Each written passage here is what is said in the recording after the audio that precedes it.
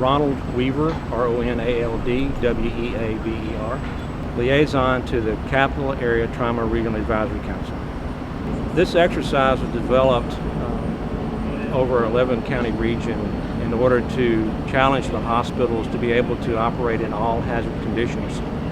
The exercise is based on a terrorist coordinated attack on Veteran Day events throughout the region, challenging each hospital to operate under surge capacity with receiving patients. St. David's Georgetown Hospital received damage by a helicopter crashing into it after an explosive device went off. We do these things through the Capital Area Trauma Region Advisory Council to ensure that all hospitals are coordinated and able to function as one unit when an event occurs, so that we can support each other and be able to maintain operations even when serious events are occurring all around. The Capital Area Trauma Region Advisory Council members from the various hospitals meet regularly, monthly, to discuss routine events, and then also monthly planning exercises such as this. Hospitals are required to have 2 exercises a year, with one being with an influx of patients. We will do this even after we've had our real events that have occurred, such as this year we've had 2 events that have occurred. But we still practice with our regional partners so that they understand our operations, and so our staff understand how fire, police, EMS will respond.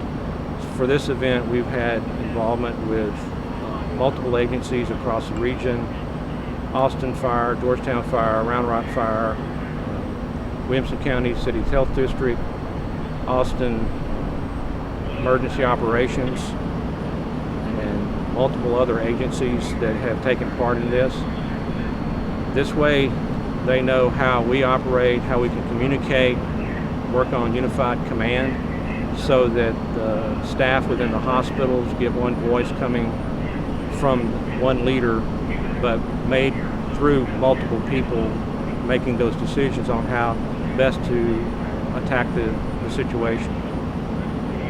So we complete this exercise today, and we will have after action review and look at lessons learned in order to prepare for other events.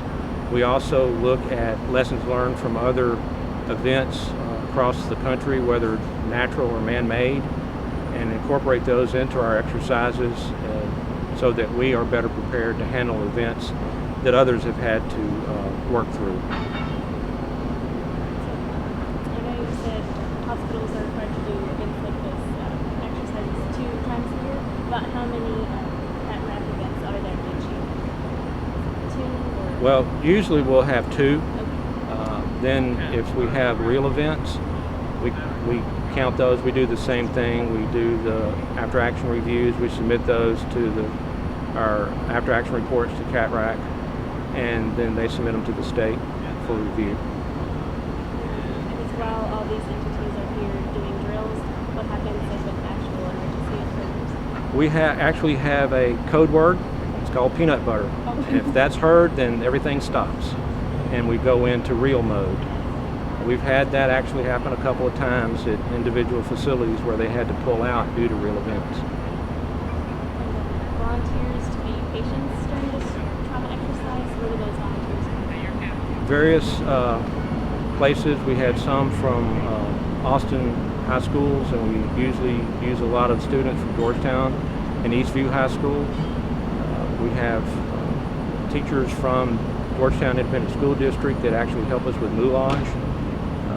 Karen Maxwell with Travis County Sheriff's Department also is here helping us to moulage the patients. We do that so that the staff get a real look into what would possibly be happening, make it more realistic to them, so that it's maintain that memory of the event, so that they operate remotely, automatically, instead of having to think about it. That occurred with us on May 25th when we had the storms in the area, and the tornadoes were very close to us, and tornado siren went off across the highway. We actually had to move patients into the hall. And the reason it worked so well is we had done an actual tornado simulator that was based on lessons learned from Joplin, Missouri. That they had practiced what to do before an exercise, but never really what to do after an exercise. And so last year we developed a tornado lab here. We actually tore up part of our building that was being renovated for ICU, and that allowed them to actually practice search and recovery and see what it looked like. So when they did that, it would flow very well, patients would move back, and it worked really well because we practiced.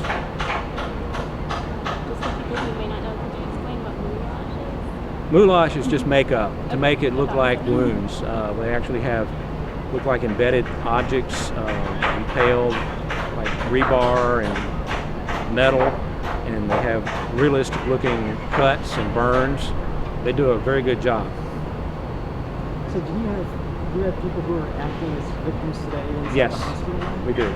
We didn't involve any of our real patients. We involved all of the students, and we have some adult volunteers that are being victims in the collapse simulator that's in the lower part of the hospital. We wanted the paramedics and fire to have an adult-sized person to work on and to extricate from the collapse simulator. About how many volunteers? Sorry? About how many? About 52 today. 52 people who are acting as victims Yes. and had makeup on? No, only 12 of them had makeup on.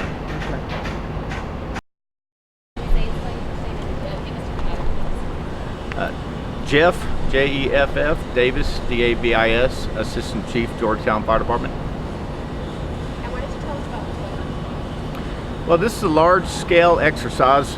We had a helicopter fly into the Georgetown St. David's Hospital, simulated of course.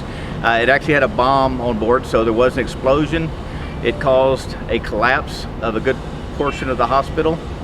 Also, it had active fire. And there was also a second IED located farther in the parking lot area that was discovered by a maintenance worker. So as Georgetown Fire Department showed on scene, we were involved in fire attack, extinguishing the fire on the second and third floor. And we were also assisting with evacuation. And with something as big as this, obviously Georgetown does not have the resources to handle. So this has been really a regional call. We reached out to the AFD structural class team. Round Rock came and helped as well. We ended up calling the APD bomb squad because a city, I think most communities do not have enough resources to actually handle an event as large scale as this one. And so, what's the purpose of the exercise? The purpose of the exercise is for that regional coordination and interoperability. Can we contact each other? Can we work together? When we contact each other, are we able to communicate? Our radio system's working. As we saw at 9/11, that was one of the big issues with radios. They couldn't always communicate, especially the different, from the police department to fire department. So, bringing these resources in and actually being able to work together, communicate, practice, it just sets that framework for, God forbid, if something this large ever does happen. What about bringing in the hospitals as they did these exercises today? Can you speak a little bit about what it's like or what the benefit is to bringing in the hospitals into the exercise? It's crucial bringing in the hospital because with these type of events, having that many patients, some of them obviously in bed, they can't just get up and exit themselves. They can't walk out. So it takes an extensive evacuation period. We're concentrating on the fire attack because one thing about this, if we can evacuate those patients farther down the hall, segment them off behind these fire doors, we can put the fire out. That actually remove the hazard. That's going to save the most people because we know it's going to take a while to get everybody out. And obviously, as we bring more resources in, we'll assist with that evacuation, as well. So we really are counting on, a lot of ways the hospital to help us handle this problem. The hospital did great. That's what they're practicing, getting those patients out, getting them to areas of the hospital behind these other fire doors, that are not a hazard at the time as we try to mitigate, the problem. And how often do you practice with other agencies? We'll do a big drill like this with all the regional agencies, once or twice a year. We train with Round Rock more often than that. So some of our closer neighbors we actually work, pretty often with, pretty well with. And but as far as regionally, once or twice a year, we'll do a big regional exercise. There was a unit here from the Army, the CBI. Oh yeah.